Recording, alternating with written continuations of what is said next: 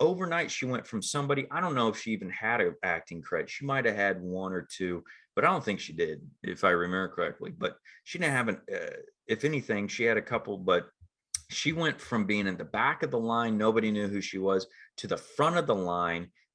She's the star and showrunner of her own show, saying what she wants to say and how she wants to say it, working with the people she wants to work with. And she is now one of the most influential actors, writers, directors, producers, Black woman in Hollywood. In a short period of time, she just jumped the line.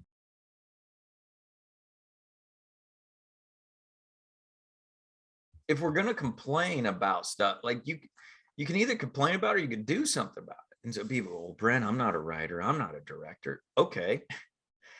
Neither, like, I'm not, you know, I'm not David Mamet. David Mamet wasn't David Mamet until he wrote so much that he became David Mamet. But the whole point is, I'm not telling you to go out and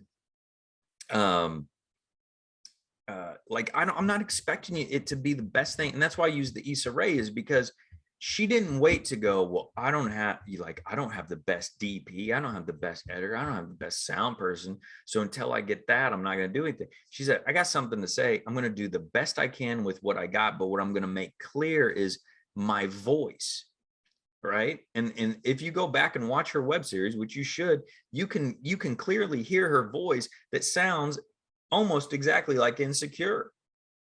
Right? I mean, it's Insecure is better because she had more resources and time and to really work the script and build characters and things like that, and guidance. You know, she had mentors and things like that. But at the core of it, you can hear it's like, oh, that's Insecure, right?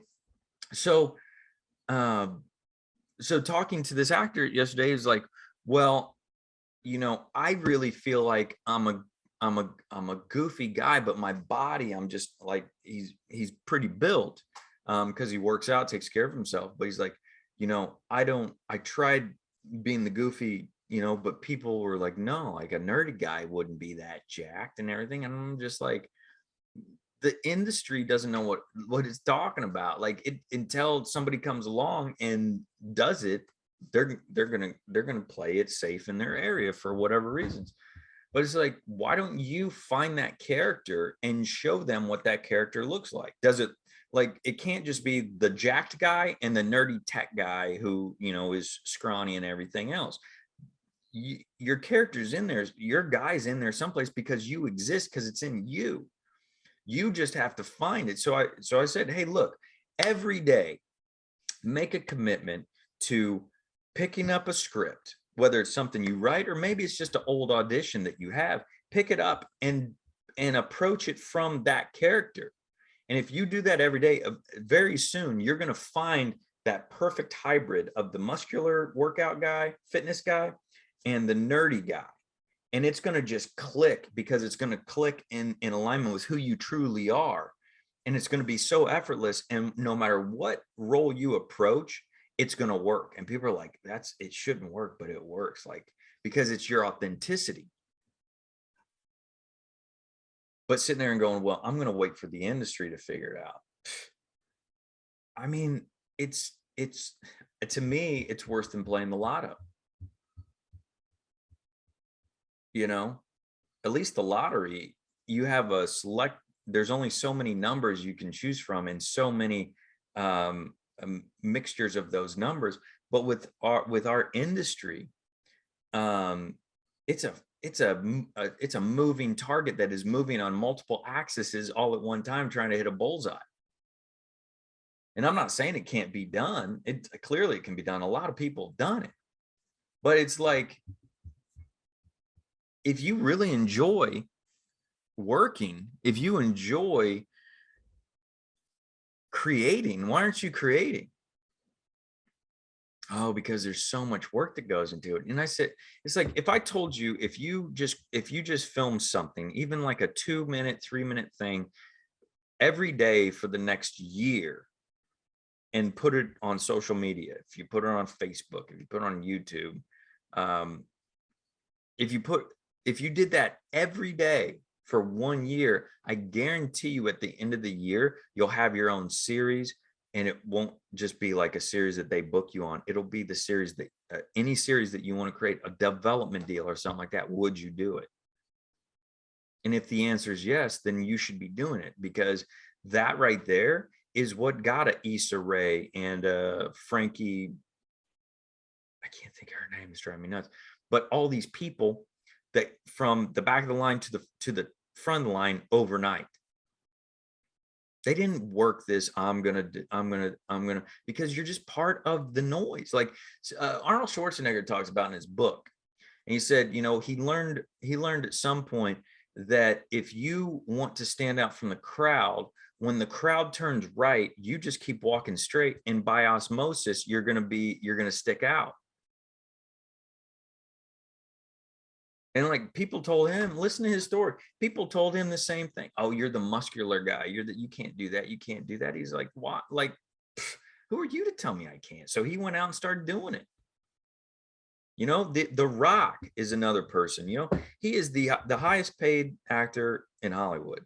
And you know, I say that, but it's like that doesn't really matter, but it does. Like it's a gauge of, it's a proof that like he played the game. And if you listen to his story, he played, like, I read an article about him a few years ago, and he talked about it where he's like, you know, he did, you know, he was playing these roles that his team was telling him to play. And it was, but he never felt in alignment or authentic with it. And it wasn't going where he wanted to. And then I think it was not Get Shorty, the sequel to that he did. And he was just like, it's not working.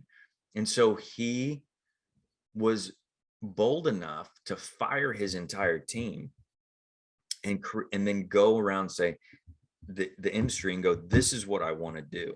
And he found the team, and he built the team around him that were willing to figure out how to make that happen. And then within a short period of time, he went from just being somebody who was known, oh, that's The Rock, to Dwayne Johnson, the biggest movie star in the world.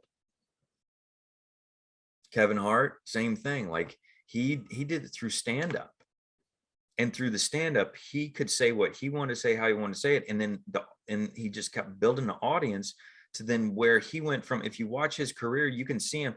He's actually in quite a couple movies in the background, or a few speaking roles. But one is like Along Came Polly. He plays the sound guy for Philip Seymour Hoffman. In 40-Year-Old Virgin, he comes into the store and has an argument with Romero, the other another one of the main characters.